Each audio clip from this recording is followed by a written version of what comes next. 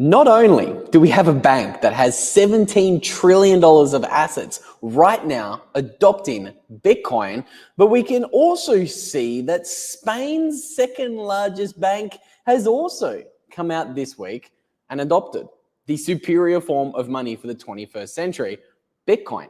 So today I want to explain why I think we are seeing this FOMO in adoption when it comes to banks, because it's not only these two mega giants in Europe that recently come out and began to join the list of multi-trillion-dollar banks adopting Bitcoin, but banks from all around the world are beginning to follow what Donald Trump has done in America and call Bitcoin a strategic reserve asset. So we're going to be exploring that today, and if you stick around to the end, we're also going to be having a look at the very interesting reports written on Bitcoin, making the case for why we are very early in its adoption life cycle. Before we get there though, let's start talking about the news that happened this week. So we can see Spain's second largest bank is now offering Bitcoin services, which is really interesting. Why is that? Well, that is because Europe doesn't exactly come off as being the most friendly nation state around the world when it comes to Bitcoin adoption. We can see this little article headline here. By October 2025, the European Central Bank has indicated a second phase of preparation for the digital euro. What does that mean? Well, it means a central bank digital currency is coming to Europe. And if you do stick around to the end of today's video, we're also going to be looking at how this is very interesting in the context of Davos and their predictions for 2030. Because don't forget that Davos and the World Economic Forum, where are they based out of? Europe. Where are we seeing some of the most tyrannical rules and regulations against Bitcoin? Europe. And this is happening at the same time as America, led by Donald Trump, is embracing Bitcoin. Is there a little bit of signal there? Maybe there is, maybe there isn't. We're going to explore that rabbit hole at the end of today's video, but I want to first just have a look at the adoption. So we're going to come back to Spain's second largest bank here in a minute, but this is another piece of news that came out this week. Deutsche's Clearstream is now offering Bitcoin and Ethereum custody services. Why is this interesting? Why is this noteworthy? Let's take a look at how big Clearstream is. Because some people think I just make up the numbers on the thumbnails of the videos. I can assure you this number is not made up. We can see that this bank literally does have $19 trillion worth of assets. This is massive. This is big. I don't think enough people are really talking about how impactful this can be for Bitcoin. Okay, this is absolutely huge. This is really, really interesting. This is another sign that maybe the big money has figured it out. Maybe the big money knows what's going on. Maybe they know that what's been created and started in America could be about to go global. And it could be really the first signs of exponential adoption amongst the big money. I'm going to talk a little bit more about where I think we are in Bitcoin's adoption life cycle and why I do think the big money is coming into Bitcoin in a pretty big way, in a very rapid way. But let's keep breaking down what's actually happening in Europe, because it's really interesting to watch all of this unfold when it is Q1 2025 here. So something else that I find a little bit interesting is, we've talked a little bit about the adoption happening in Europe, but adoption is really beginning to spread everywhere, all around the world. Now, what am I talking about? Well, I think this Forbes article kind of sets up what, oh, come on, Forbes, I've been cock-blocked. I got cock-blocked by Forbes. Here we go. This is what I want to read. Wall Street quietly hints at major ideological shift toward Bitcoin. Who's in that picture, might you ask? The 45th and the 47th president of the United States, Donald Trump. Why? Why is Wall Street, not just the European mega banks who are also adopting Bitcoin, but why are some of the biggest banks in America also doubling down and significantly increasing their Bitcoin holdings? The big money is slowly but surely getting into Bitcoin. The big money is ahead of the curve. Now, what I want to show you is a really interesting chart that I don't think enough people talk about. That is the chart that I'm bringing up on screen right now. Now, this is going to show us the two different adoption curves that I believe there is in the world. I believe there is a medium of exchange adoption curve. Now, this is retail adoption. This is the masses adopting Bitcoin. When most people think, okay, Bitcoin's really early, okay? I think mass adoption or hyper-Bitcoinization is decades away because I don't see my Uncle Bob or my Auntie Jane. I don't see them using Bitcoin to buy coffee at my local supermarket. When people think about adoption and when people think about hyper-Bitcoinization and $10 million per coin Bitcoin, they're thinking about retail adoption. They're saying those numbers are not only unrealistic, but even if they are unrealistic, they're decades away because adoption in my friend circle is really low right now, okay? Now, why is that? It's because of this chart here. It's because I think Bitcoin's going to have two different adoption curves. You're going to see the medium of exchange adoption curve. This is the green line. And I believe it will be slower because Uncle Bob and Auntie Jane, they're going to adopt Bitcoin last. And that's because new revolutionary technologies are always adopted by the masses last. It's always adopted slowly. Very different to the innovators or the early adopters of a technology.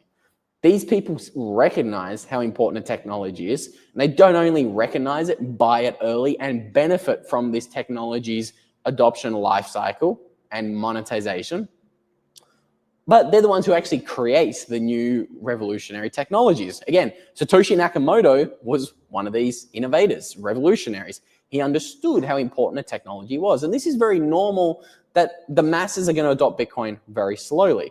And it's very normal why we're watching $17 trillion banks FOMO into Bitcoin when the masses just don't care about Bitcoin. The masses are this green line. They are the medium of exchange users of Bitcoin. They only think about adoption in a binary measure. They can only think about adoption by thinking, okay, how many people are using Bitcoin as a transactional currency in front of me today? Okay, they're not thinking about the other adoption curve, which I think is even more impactful. Okay, before I talk about that next adoption curve that I do think is even more impactful, let's have a look at Google Trends. Just to, let's kind of, as my friend Brandon would say, lick a finger and really kind of get the sentiment check and see where the winds are blowing, okay? Let's have a look at where the winds are blowing, and let's quickly pull up this chart here and have a look where the masses might be today in regards to their interest for Bitcoin. As we can see, the masses are not interested in Bitcoin. Google Trends are not indicating we've been through this massive, big bull market, okay? All Night Hider, we've got some on the ground sentiment check. Oh, look at that. All Night Hider's licking the finger and testing the winds where he is. There are not many Bitcoiners at his bachelor party. Hey, I tell you what, there's a few Bitcoiners at my bachelor party. I'm living with a couple of buddies here who may or may not say g'day during the stream today, so stick around for that. But we can see Bitcoiners in the flesh. They're lacking. People are not interested in buying Bitcoin today. The masses are not here, and that's fine, and that's expected. Okay, now what's unexpected is people do not understand that what's really impactful when we talk about a $10 million Bitcoin price or a $100 million Bitcoin price is the store of value adoption curve. That is the orange line on this chart. This chart's beautiful because it shows that the store of value adoption curve is going to be a lot quicker than the medium exchange adoption curve. What is an example of a store of value adoption curve going exponential? It's what we're talking about today. The second largest bank in Spain adopting Bitcoin. It is the $17 trillion giant Deutsche Clearstream adopting Bitcoin. Let's have a look. Oh, sorry, I misspoke. They're not $17 trillion. They're $19 trillion. Have a look at that. Clearstream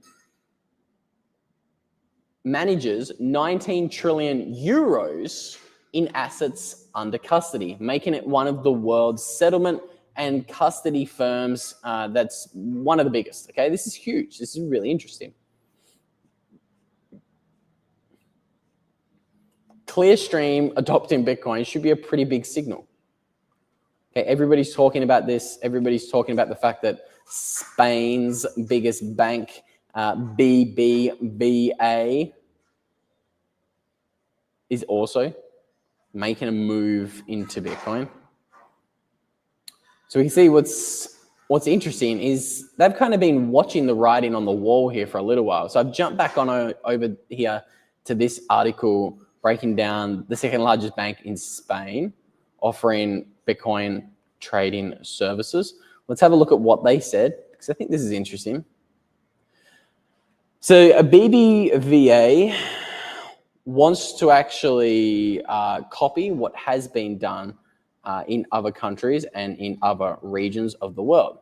So we can see here, this initiative builds on the bank's experience in Switzerland and Turkey, where similar services have been offered since 2021 and 2023, respectively. Now, there's a story here. Why? Well, because what's in Switzerland? Let's have a think about that. There's something very special in Switzerland that I think some people in this stream might even be completely unaware about. There's actually a city called Lugano in Switzerland, okay? It's a very beautiful city, but what's interesting about it is Bitcoin is legal tender there, and so is Tether. It's very interesting. You can actually live on Bitcoin and Tether in Switzerland. It's called Bitcoin City for a reason. So these kind of signs of adoption that we're watching from second largest bank in Spain and a 19, I might have to change the title of today's video, a $19 trillion bank. Let's see if I can change it live. Let's see if that works. I want to see if there's an update. A $19 trillion bank. They're pretty big signs that I think Bitcoin adoption, we're kind of in that exponential phase. We're kind of in that phase of adoption where the monetization curve of Bitcoin is coiling itself to fully saturate before the medium of exchange adoption curve of Bitcoin. Now, now again, before I get into exploring that in a little bit more detail, again, I really like how this orange line kind of represents mass adoption of Bitcoin being used as a store of value somewhere around 2029 to 2032 by the looks of it. It's kind of okay. I think this chart is actually highlighting the bull runs. So 2021, 2025, 2029, these are all years after Bitcoin halvings. Again, we had a halving in 2020, a halving in 2024. We're going to have another one in 2028. So it's interesting that this little dotted line, it looks like it's representing 90% adoption of Bitcoin as a store of value asset. That kind of, judging upon my naked eye, LO, that's kind of lining up with about 2029, okay? So it's a little bit fascinating. Oh, okay. So we got a question from the chat. We got a super chat. So I'm going to answer the live super chats here. So Tone asks, honestly, did you take profits in the 100K level? I did not.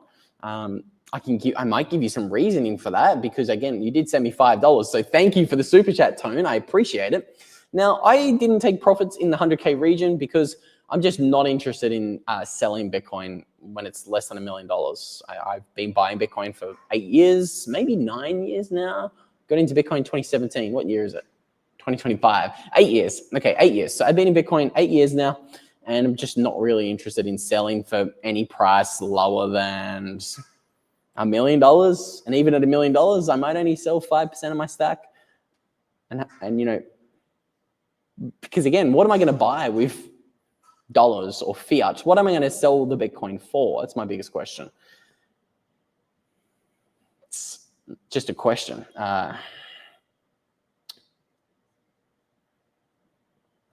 While I take a drink, let's read this comment here. I think it's also a good comment. Thanks, Tone, not me.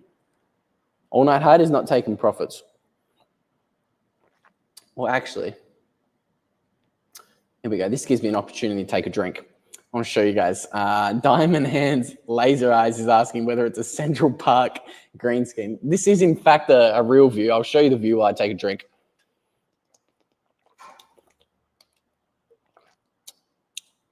So we're in Lima right now. We are blessed with a pretty sexy sunset. Even if I get out of the shot, I don't know whether the camera will focus on the sunset or not. It's very nice. All right, camera doesn't do it justice. Johnny Midas. Johnny Midas is on the ribeyes. You should see my fridge right now. There's 4 of us living here in this this big old apartment here in Lima, and there's a lot of ribeyes in the fridge. We'll tell you that much. Good on you, Johnny. Okay, so to answer Sandra's question, I live on Bitcoin. The majority of my income is Bitcoin. At least half of my income is Bitcoin. And the cash or the fiat that I do get paid in, I just spend that. As soon as it comes in, it's straight out the door. It's like a hot potato. That's how you should think of fiat. As soon as it comes in, whoosh, throw that trash where it deserves to be going, out the window.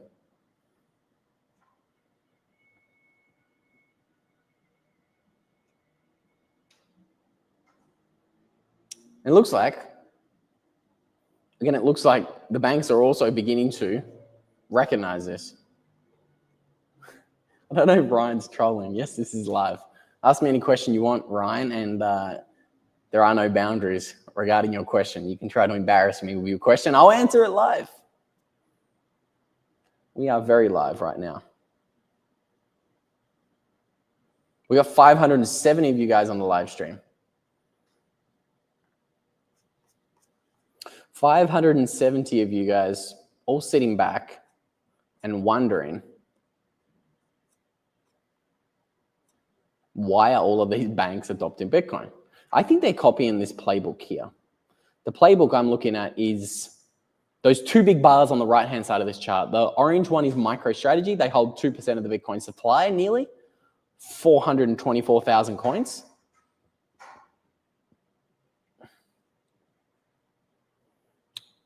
And they've done all of this buying in the past 4 years. Then you've got the even more impressive, we'll call that teal colored column, representing IBIT has 527,000 Bitcoin, which is, again, absolutely huge, absolutely massive, crazy to think about. It's about 2.5% of the Bitcoin supply. It's wild that we are seeing adoption like this. And I think it is BlackRock and MicroStrategy that's beginning to create a major ideological shift towards Bitcoin, as Forbes laid out here this week. It's a March 10th article. The big money is beginning to realize that Bitcoin's the answer. Goldman Sachs, multi-trillion-dollar bank, has increased its Bitcoin position by 120% just last quarter. Goldman Sachs has been increasing their position every single quarter throughout 2024, Q2, Q3, Q4, Q1 2025. Goldman Sachs is still doubling their Bitcoin position. They want more Bitcoin. All the multi-trillion-dollar banks want more Bitcoin. It's pretty crazy to watch unfold. Okay, I genuinely believe we're going to see more of this. I genuinely believe things are going to get even more wild. Why do I believe that? I have just the chart to show you guys to visualize why I think we're going to see more and more banks adopting Bitcoin. Because, as we can see, we're watching a supply suffocation. This is just looking at the number of Bitcoin and exchanges for the past 2.5 years. So this is just looking at like 2022. And we can see how violent this supply suffocation has been. It's been very violent. Let's be honest here. It's actually been pretty crazy to watch. We have seen, what's the exact numbers here? 3.3 million coins on exchanges turn into 2.4. If my math serves me correctly, that's about hang on, let me check my maths. 6 o'clock, my brain's a bit slow. I believe that's about 900,000 coins. Wow. 900,000 coins have just completely evaporated, disappeared, gone forever. And people are still bearish on Bitcoin. Crazy. Even have a look at the more rapid supply suffocation. Look at this is what I'm really interested in. Have a look at what happened here. As Bitcoin broke above 65K, typically in bull runs, when Bitcoin rallies aggressively, coins get sent to the exchanges. But have a look at what happened there. As soon as we broke above 65K, coins evaporated from the exchanges. 500,000 coins. This is nearly 2.9 million Bitcoin on exchanges. As Trump was elected, today it's 2.4. 500,000 coins have left the exchanges in the past 6 months. What happens if this trend is extrapolated? I'm glad you asked. We would have no Bitcoin on exchanges in 2.5 years. Not joking. 2.5 million Bitcoin on exchanges. In 2.5 years, we would see no Bitcoin on the exchange. It's pretty wild to think about. It's a genuine supply suffocation.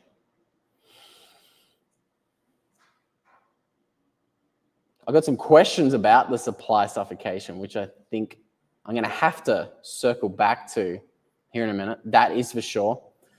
Again, there's going to be Bitcoin on exchanges for the next 2.5 years. If this trend continues, this is why I always encourage you guys, go and buy your Bitcoin today, get ahead of the curve. Again, I highly recommend you check out using the Bitcoin well if you are looking to buy Bitcoin for 2 very important reasons. When you buy Bitcoin from the Bitcoin well, they don't hold your keys. They force you to self-custody. So once you get started with the Bitcoin well, you're forced to learn about self-custody. You don't need to worry about the trend of coins leaving exchanges that is rapidly accelerating like it is today. And you can just put your feet up. You can watch this trend of a supply suffocation accelerate. And you can just let it flow and continue and do what it's doing. Okay, once you do self-custody your Bitcoin, you don't need to worry about supply suffocation because you hold your own keys, which is really important. Like if you don't hold your own keys, you don't own your Bitcoin. It's as simple as that. This is why I really encourage you guys to take a lot of responsibility over holding your own Bitcoin. Don't trust BlackRock. Don't even trust MicroStrategy. Is that blasphemy to say? Maybe it is. That'll trigger some people in the live chat. I own 0 MicroStrategy, despite it being incredibly well performing over the past few years. One of the best performing stocks over the past few years. So again, this is purely because I value taking self-custody of my Bitcoin. I always encourage you guys, take self-custody of your Bitcoin. And when you do take self-custody of your Bitcoin, please back it up correctly. Back it up as if it is generational wealth. So many people write down their 12 or 24 Bitcoin backup phrase, their private words, their seed phrase on paper. Please don't do that. Please back it up on something that's actually going to last the test of time. Okay, your very precious Bitcoin, it will all be gone if you have a house fire. So many people have their hardware wallet and their backup to their hardware wallet in the same house, and the backup's on paper. This is why I always encourage you guys to check out what Stampseed is doing.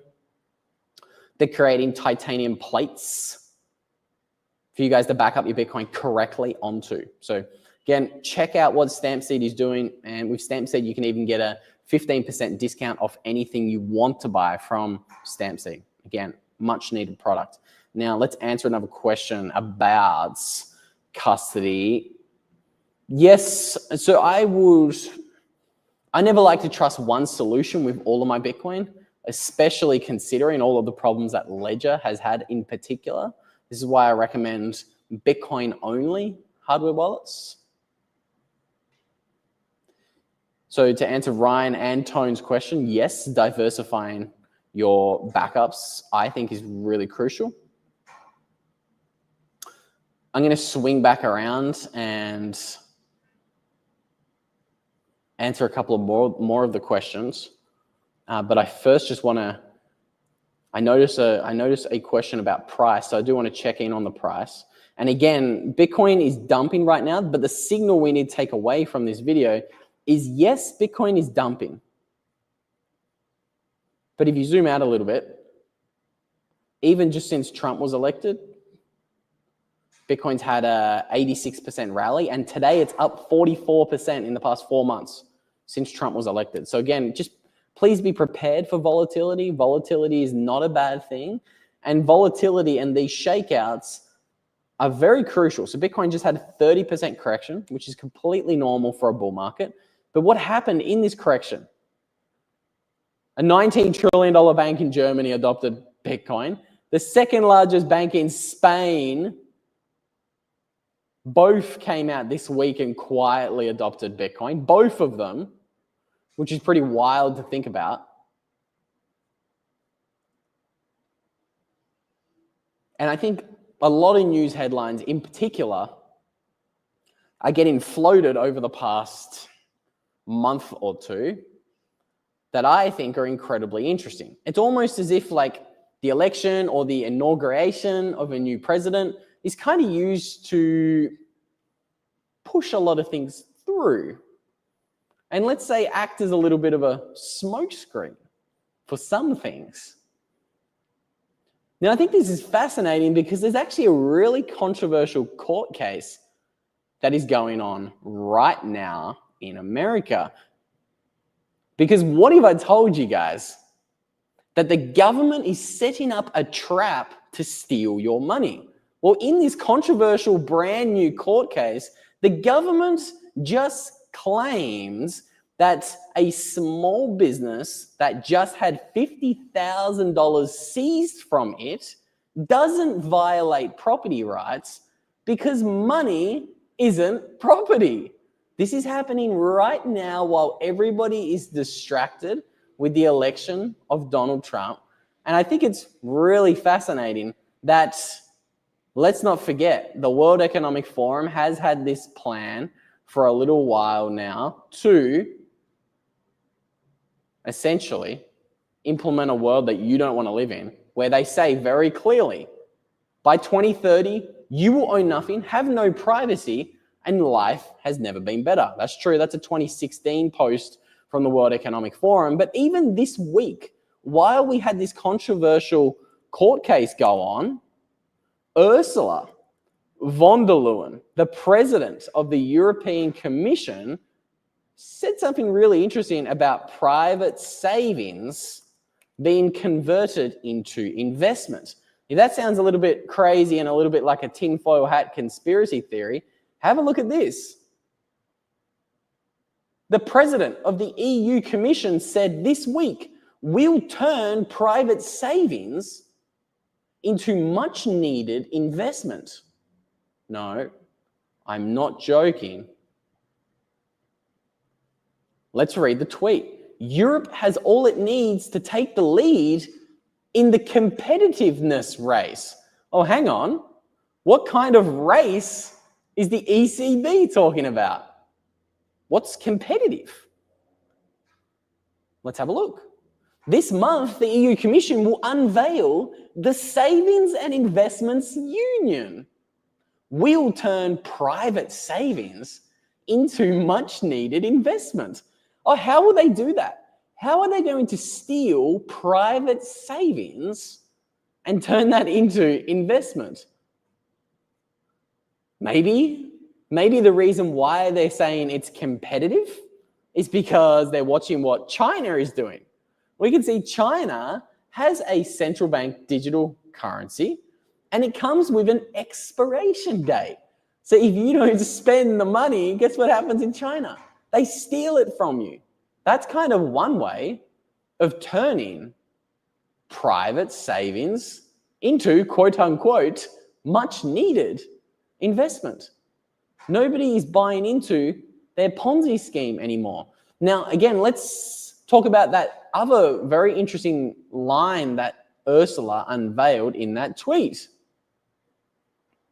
which I think is not being watched as closely as it should be watched.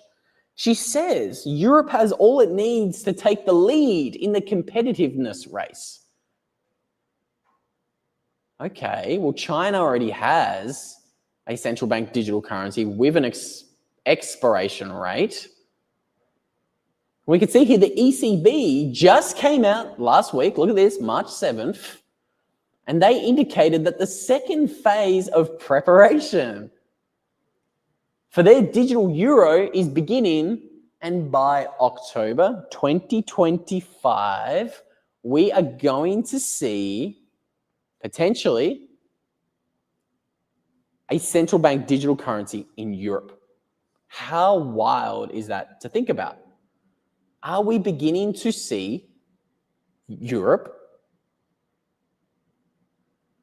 try to compete with China to steal its citizens' money? I think we are.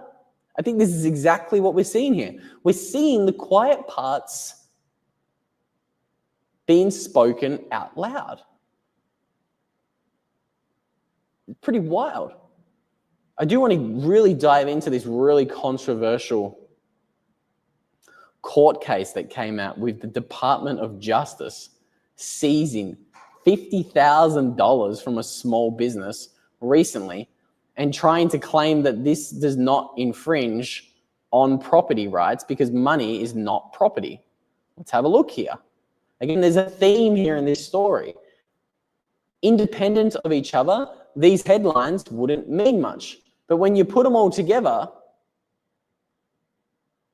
we can start seeing the quiet parts kind of being spoken out loud.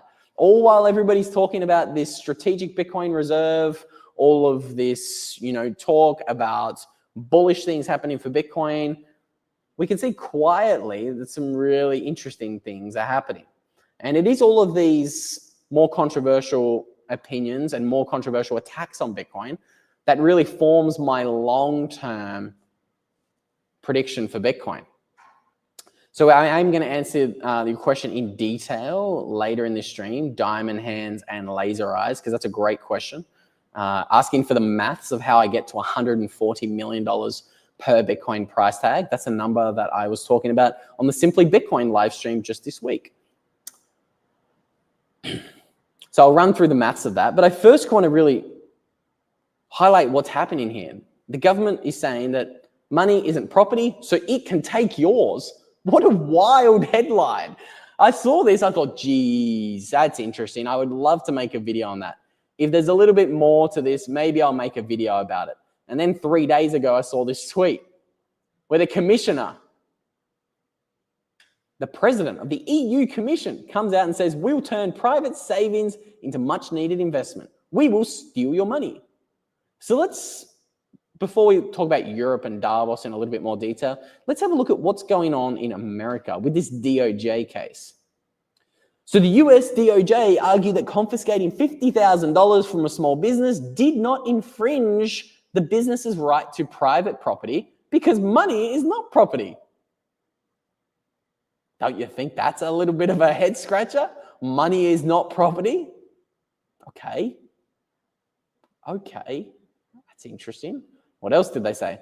Money is not necessarily property for constitutional purposes, the government's brief declared, putting the very idea of property in scare quotes.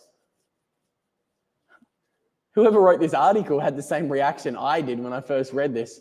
Reading at my desk, I practically fell out of my chair. What? Surely the DOJ has a good argument for why money is not property.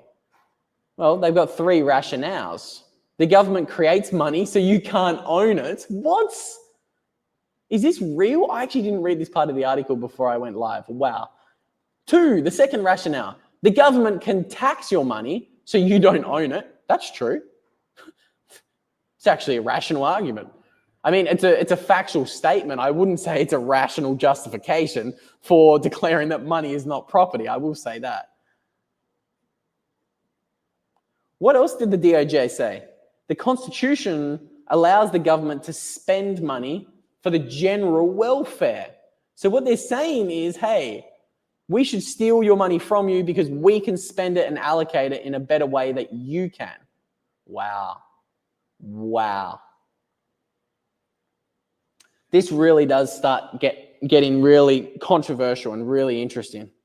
Okay, this is why I always tell you guys, the plan has always been to confiscate your money. They're very clear about it, okay? They're telling you, your government's directly telling you, we will steal your money. The World Economic Forum directly said, by 2030, you will own nothing and you will be happy. It's pretty wild to think about, don't you think? I think it's absolutely crazy that we're seeing these things talked about in 2030. It's absolutely nuts when you think about it. How is this happening? How are people not paying attention to what's actually going on? It really is something, okay? I'm going to talk more about what exactly is happening here in a moment, but I got some really good questions. Where do I think Bitcoin is going without shilling? So I genuinely, where do I buy Bitcoin without shilling? I genuinely do buy Bitcoin at the Bitcoin Well. I've used lots of different exchanges over the years. I've used a ton of different exchanges. I like the Bitcoin Well because they do force you to take self-custody. I wasn't just shilling their product because they're a partner of the YouTube channel. I partnered with them because I do use their product and I like what they stand for. They force you to self-custody your Bitcoin. So I buy Bitcoin from the Bitcoin Well. I also get paid in Bitcoin. So a lot of my clients, I just tell them, hey, if you want to pay me in fiat, that's fine. You can pay me in fiat, but it's a little bit more difficult for me. So you have to pay me 10% extra. So a lot of my clients and revenue streams are in Bitcoin. So that's where I buy Bitcoin. Provide services to the free market and get paid for your time in Bitcoin. Now I want to answer this question about 0.01 Bitcoin because it kind of relates to the chart I have on screen.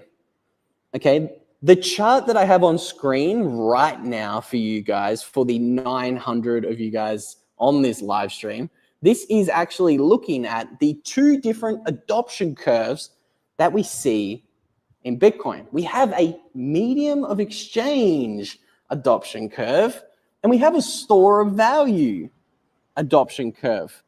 Now, what's really interesting about this chart is it shows us that the medium of exchange adoption of Bitcoin is going to happen a lot slower than the store of value adoption curve of Bitcoin.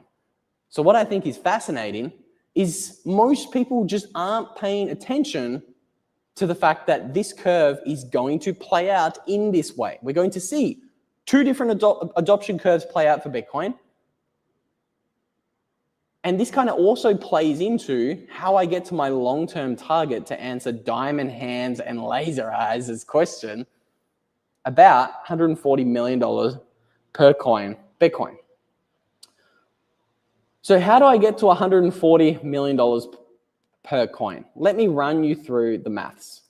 Okay, so everybody knows that there is $900 trillion in the world today.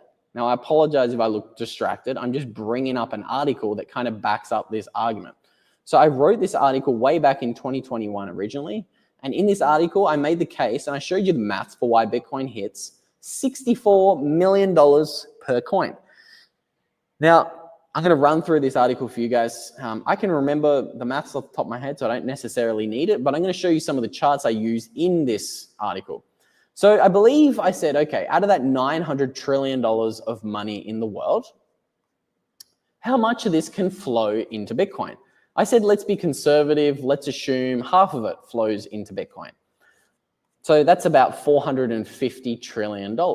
Again, before I get there, I just want to show you guys, doesn't this chart look familiar? This is the coins leaving the exchanges trend that began in 2020. In 2020 and 2021, I was writing about this saying, watch this. This is the biggest thing to be watching over the next decade. Coins leaving the exchanges. Have we entered a new era for Bitcoin? That's what I meant by this little green box on this chart that I created way back in 2021. Since then, we've seen 5 years of supply suffocation.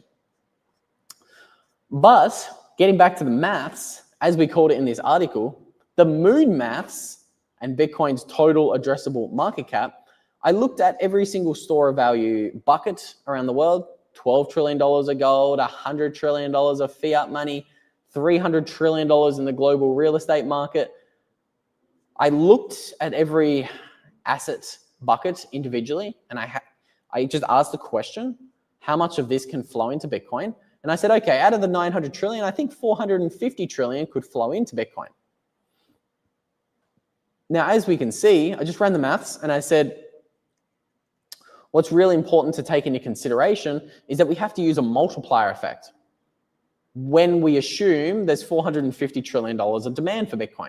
So at the time of this article, the maths works out as 450 times 3. That would give Bitcoin a $1.3 quadrillion market cap. When you divide that by 21 million, then you get $64 million per Bitcoin. Again, this is an article I wrote in 2021.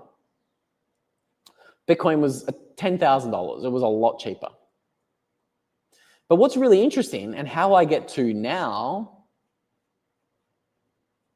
saying that Bitcoin is far more like a $130 or $140 million per coin asset, answering your question, diamond hands and laser eyes, it's because of this chart here. It's the multiplier effect.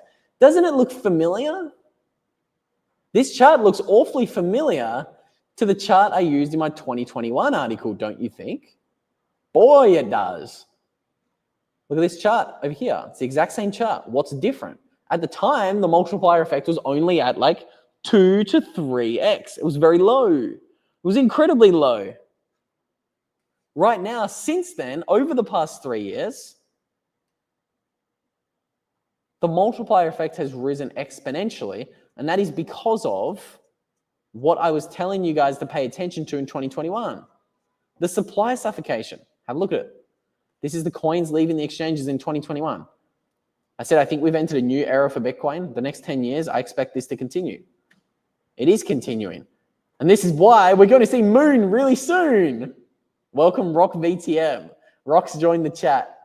Apologize for starting late. Rock encouraged me to start at all. I was actually going to just relax and enjoy the sunset all afternoon. But Rock here, thank you for the $50 super chat. Really appreciate it, my friend. Single-handedly funding this channel. Rock says, hello, no coiners, CBDC lovers, meme investors, Bitcoin haters, rug pull scammers, and Lazarus coders. Thanks again for the cryptically worded message, Rock, and the $50 super chat. Much appreciated. And he sent this before we even started. Digger Dirk, that's such an Australian name. Digger Dirk is joining in from Sydney. Welcome, Digger Dirk. If you are one of the 1,054 of you guys on the live stream, we would appreciate a smashing of the like button and the subscribe button if you like my economic rants and tangents. Thank you, Daniel. So again, I just think it's absolutely wild that governments are literally saying the quiet parts out loud while everybody's distracted with this strategic Bitcoin reserve discussion that is absolutely saturating the news right now. The DOJ is secretly engaging in these kind of court cases, rewriting the laws, saying that money isn't property, so it can take yours.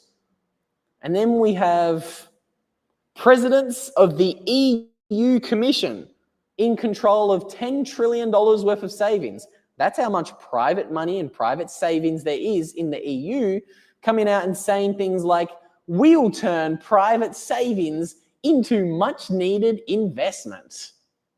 And the important part of that first sentence I keep emphasizing for you, because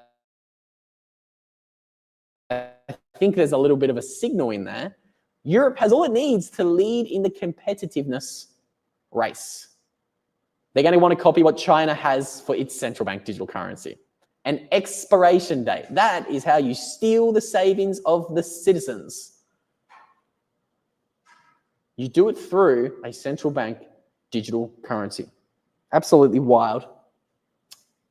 Now, I hope I don't go dark mode on you guys. Oof, we're going dark mode, baby.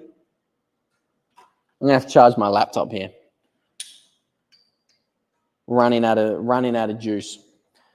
So again, I think it's really interesting. We've entered this new realm of theft. Okay? We know that our money's been losing value and being stolen from for a long time. This is obviously why the dollar has lost so much value over the past 100 years. Again, the dollar's lost 99% of its value over the past 100 years. Really crazy to think about.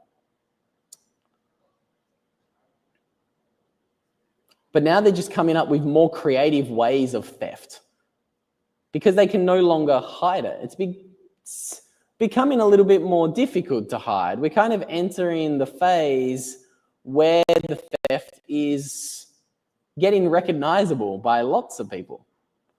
Everybody's saying, okay, enough's enough. The gig is up. We can see for 400 years, we saw blue lines. That's inflation. But they were followed by periods of green, deflation. What happened after the early 1920s?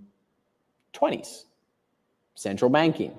We've only seen inflation, and we've only seen it accelerate at a pretty mind-boggling rate.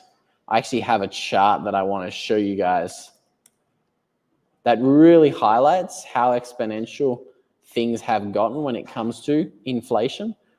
Again, I always encourage you guys to just check out this website. Just peruse it in your own free time. You'll find some charts to share with your Uncle Bob's or Auntie Jane's. This one's my go-to. Cumulative inflation since 1775. Parabolic. And this only goes to 2012. God, I would pay money to see an updated version of this chart. But again, what I'm showing you is they're beginning to struggle to hide the theft. It's becoming too noticeable now, which is why I believe governments are going to have to get a little bit more creative with how they steal their money, which is why I encourage you pay very, very, very close attention to when the DOJ is just completely changing the rules on us when it comes to money no longer being considered property. They said, from a constitutional standpoint, sorry, money is not property. Again, these were the three reasons, the rationale that the DOJ just used. The government creates money, so you can't own it. 2, the government can't tax your money, so you don't own it. And 3, the Constitution allows the government to spend money for the general welfare. Shocking. I'm flabbergasted once again. Cannot believe we live in a world where Bitcoin's only $80,000, and as Dark Embracer in the chat highlights, there is a very clear, very dystopian, totalitarian, Orwellian agenda in the mainstream view and the mainstream public today. And this is why I think adoption from Bitcoin is going to accelerate. And I expect the big money to continue embracing Bitcoin at a really rapid rate. And the big money is actually adopting Bitcoin in an incredibly exponential rate. Okay? I've actually got some data to show you guys. I think the supply suffocation in Bitcoin is accelerating because the big money cannot stop buying Bitcoin. And the big money today is actually rapidly accumulating Bitcoin and taking Bitcoin away from the little holders. So today I actually want to dive into a report that exposes how the big money is buying millions of Bitcoin. And I want to show you the data of where that Bitcoin is coming from and why long-term holders are giving up their Bitcoin. Now, this 42-page report is also going to show us some really interesting charts that suggests that BlackRock and the other big money banks who've gotten into Bitcoin could be setting up Bitcoin for a pretty explosive next 12 months, because this chart shows very clearly this bull run has not even started if we start comparing this 2024, 2025 Bitcoin rally to what we saw in 2013 and 2017. So I want to break down this entire 40-page report and make the case for why institutional adoption of Bitcoin is going to be the thing that sends Bitcoin to a very high price in the very near future. I'm going to make the case for why we're going to see $1 million Bitcoin. But before I get into the maths, I want to show you a few of the most interesting insights I saw in this report. So this one here, it says a dramatic shift in Bitcoin accumulation occurred in 2024. Now, what do you see on this chart?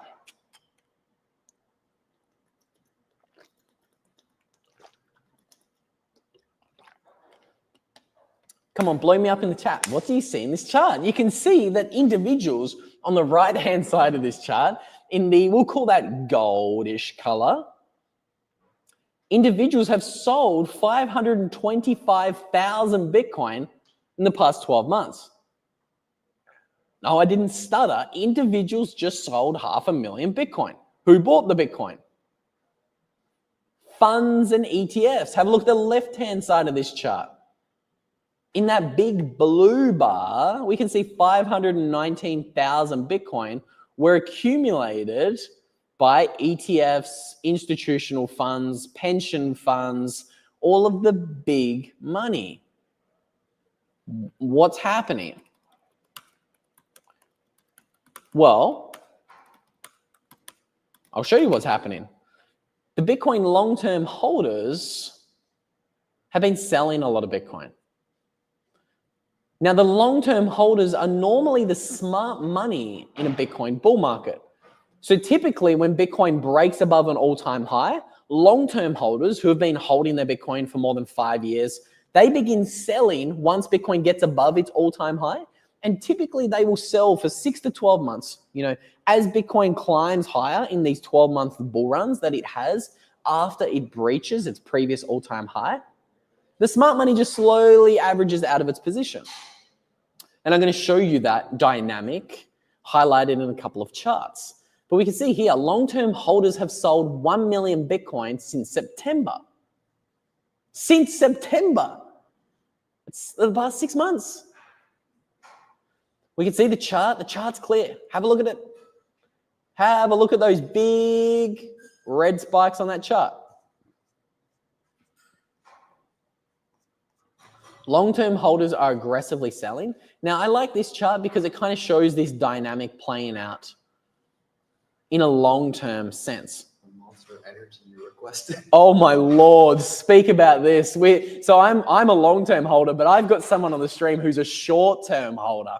Before we talk about the charts, I want to show you what my buddy Josh has brought me. What's this, Josh? What drink am I looking at today? Well, right now Luke is lacking in the caffeine department. Get up nice and close. Show the people your beautiful face. I think you probably only had 2 coffees and 2 scoops of pre-workout today. No, I've actually, I actually had a cappuccino and an espresso before you woke up. So I do a Jaeger bomb. So I get my cappuccino and I put the espresso in the cappuccino. I have that in the morning. So, nice. And then that's in addition to the 2 coffees you had, plus the 2 scoops of pre-workout, plus the post-gym coffee. So we're up to 7.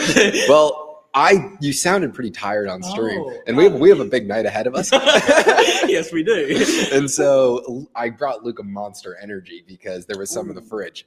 Do I or do I not have the best roommates in the entire world? Well, only for the next 10 days. Yeah, next 10 days. The next 10 days are going to be eventful. That's Josh. If you're not following Josh, you should be following Josh. All Night Hider says, hello, Josh. He's on the live stream. All Night Hider is always in the live stream. So again, apologies to the 1,017 of you guys on this stream who's having to put up with quiet Luke. I've been caffeinated now, so I'm ready to go. Let's keep this stream going for another at least 30 minutes. I got a lot to cover for you guys, okay? Why do I have a lot to cover for you guys? Because long-term holders just sold 1 million goddamn coins. What does this mean? Why is the smart money turning into the dumb money? Again, historically, we can see this dynamic playing out in a very interesting way. Typically, long-term holders sell their Bitcoin when we get above an all-time high. So long-term holders based upon this chart is the orange. Now I'm going to zoom this up. I'm going to make this as big as possible so you guys can see what I'm working with here. So you can see every single time Bitcoin rallies above an all-time high, the orange line decreases. We're seeing that again today. And historically, what's happened is the dumb money, the short-term holders in the pink lines, you can see these guys FOMO into Bitcoin. They buy a lot of Bitcoin when Bitcoin gets above its all-time high. These are the idiots. These are the short-term speculators. These guys buying Bitcoin is normally a signal that Bitcoin is topped. But what's really interesting about this bull run, if we jump back on over to this report from River, is no longer is its short-term holders and retail speculators who are the short-term holders buying Bitcoin. Because in previous bull runs, when the short-term holders were buying Bitcoin, who was buying Bitcoin? People with stupid haircuts like me. They were speculators, okay? They were people with not a lot of money. They were people looking to buy a Lambo, looking to buy the next hot thing. They were only buying Bitcoin because number was going up. And as soon as numbers started to go down, and as soon as Bitcoin saw a 20 or 30% correction, these guys sold their Bitcoin. So this is why historically, we've called the short-term holders who buy Bitcoin after it hits a new all-time high, we call them the dumb money. They're buying the smart money's bags. But this chart here is really interesting because now it is ETFs, it is pension funds, and the institutions who just bought 519,000 coins in 2024, they are now the short-term holders. They just bought their Bitcoin. Will they fumble their bags? Will they sell their Bitcoin as soon as the price goes down? Look, that's a question that we're yet to see answered. But in the most recent dip where Bitcoin corrected by 30%, there were no major outflows out of the Bitcoin ETFs. And I mean, Michael Saylor is very clear when he says that he's not selling Bitcoin for 100 years. And he is contributing a lot to the FOMO that we're seeing in this chart right here. This FOMO is absolutely accelerating. So that's the question I want to ask you guys. Is this cycle different? Is this Bitcoin bull run going to be different? This is what River was asking in their report. They were asking, is this cycle going to be different? Because in the other chart, we can see this bull run has not even gotten started yet. We're very early, very, very early.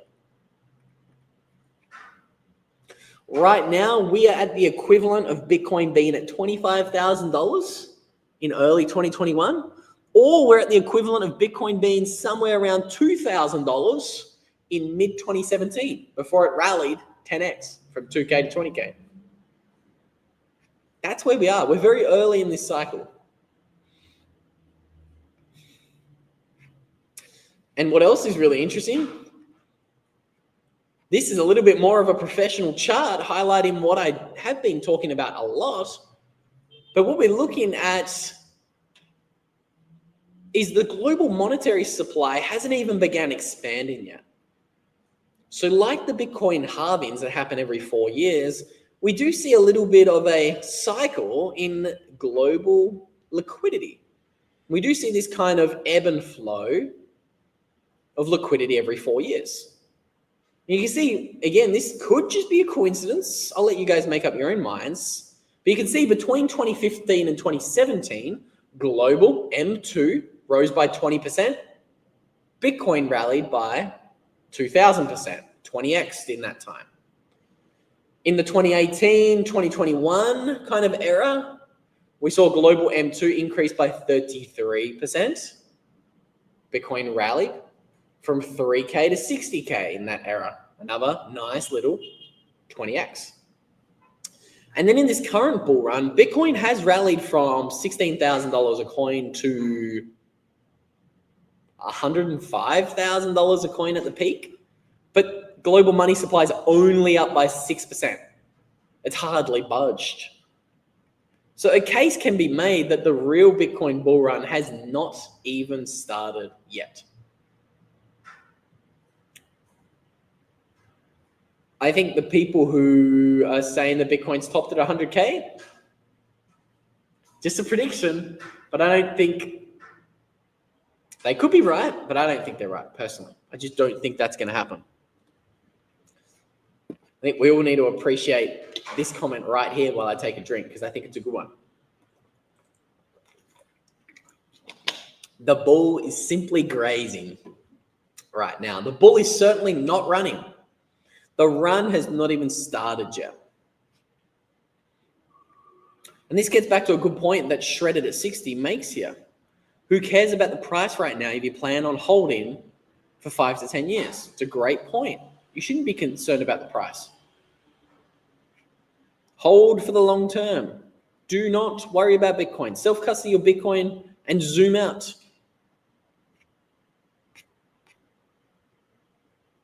Again, I always remind you guys, buy Bitcoin at the Bitcoin well if you are looking for somewhere to buy, whether you're a retail pleb or an institutional pleb. You can check out all the services the Bitcoin well has. And if you do buy Bitcoin on the Bitcoin well, they're even going to give you some tokens for you guys to throw into the wishing well, where you go into the chance to win 1% of a Bitcoin, 0.01 Bitcoin. Speaking of 0.01 Bitcoin, I know there's a question in the chat here. Somebody asked me about it. I am sticking to your 0.01 Bitcoin for retirement. There you go. I'm not the only person who believes that 0.01 Bitcoin could be enough money to retire on in the future. I genuinely believe that. It's 1% of a Bitcoin. Today, you can buy that for about 800 big ones, $800. I might tell you more about a video I made on that topic in the not too distant future. 0.01 Bitcoin could be retirement money. I genuinely believe that. All Night Hiders even popped the link to the Bitcoin well in the live chat. It's also in the description down below. So if you do want to get started buying Bitcoin on the Bitcoin well, check out the description. If you also want to take your Bitcoin self-custody more seriously, like I told you guys earlier in the stream, paper is not safe. Go get yourself some titanium. Back up your Bitcoin 12 or 24 words the way they should be backed up. There's also a link in the description that'll take you to Stampseed. Again, 15% off on anything you want to buy from Stampseed. Highly recommend you check them out.